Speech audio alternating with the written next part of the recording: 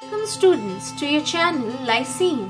I am Arpita here to explain you the poem I Know Why the Caged Bird Sings from class 10 syllabus ICSE. Before we start with the poem, we should always know the background of the poem and why it was written.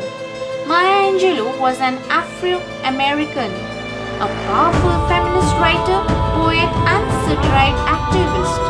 This poem is her mouthpiece of her pent-up emotions to express the inhuman treatment she felt for being an Afro-American.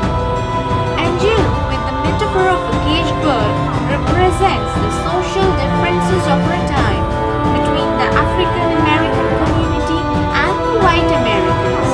She illustrates both the feeling of freedom and of captivity through a free bird and a caged bird.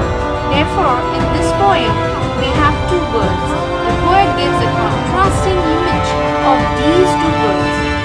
The free bird represents the white Americans who enjoys their freedom, privileges, luxuries and leisure, whereas the caged bird represents the black community who were denied the rights to vote, to organize a meeting or to gather together owing to their skin color. They were not allowed to use the same transport, public toilets or to study in the same schools as the whites.